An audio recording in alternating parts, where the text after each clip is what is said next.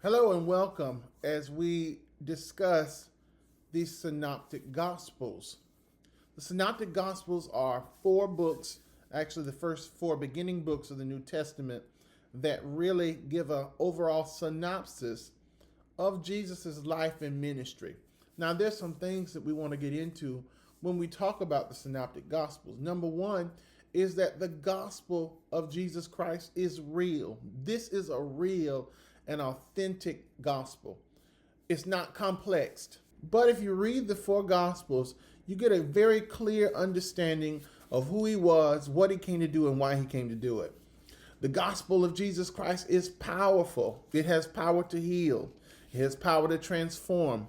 It has power to change. The power of Jesus Christ is clear. It's very clear in its message. It's understandable. It's relevant. It's culturally relevant.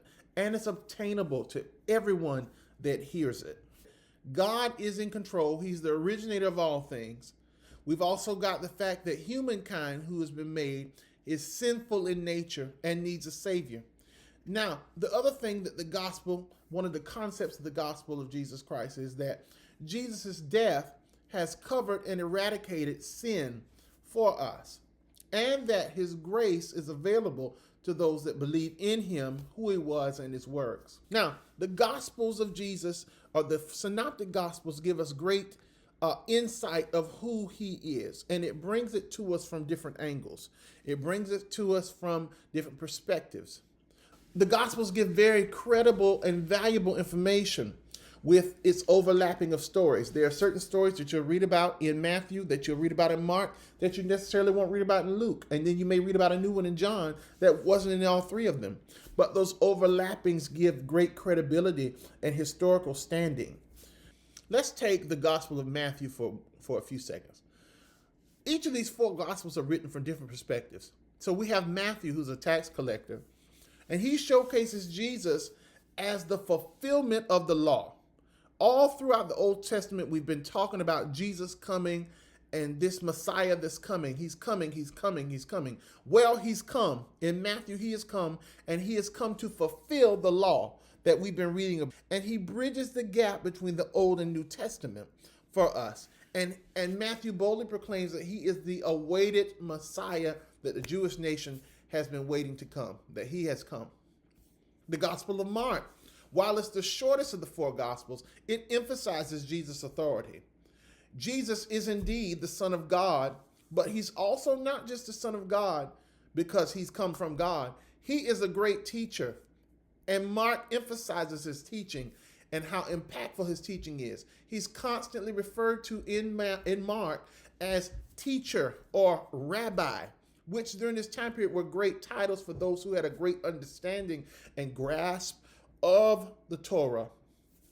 Mark focuses on Jesus being what is called the suffering servant. And we do know that Jesus was the suffering servant. He came not to be served, but to serve us. He served us in his coming. He served us in his dying, and he served us in his getting up. The Gospel of Luke, totally different perspective. Luke is a physician. So now we have a doctor writing about this man who's come, and he's healing the sick. He's delivering people from all manner of sickness and devils. His writings emphasize that he came not just for one people, but that he came for all. Now, Luke takes his accounts, he does interviews, he does talking with people, and he gets these different accounts from Jesus. Luke gives us a chronological report of his life, where we go from birth to ascension.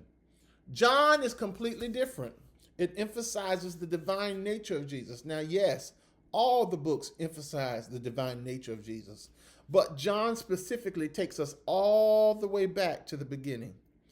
And he takes us and says, in the beginning was the Word, and the Word was God, and the Word was with God. He takes us back to the same beginning we got in Genesis chapter 1.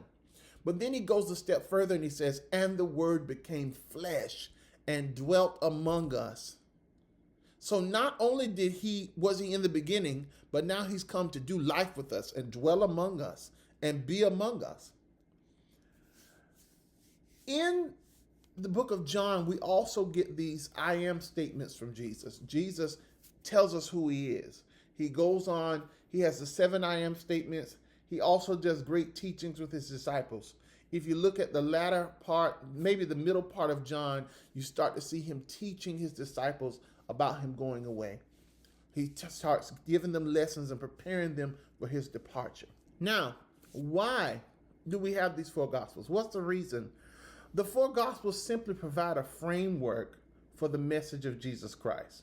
They give us a chronological ordering. They give us story-specific accounts of teachings and miracles and how he moved and interacted with people. And we see Jesus at all these different angles of humanity.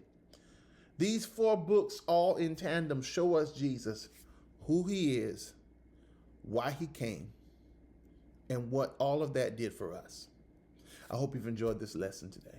God bless you.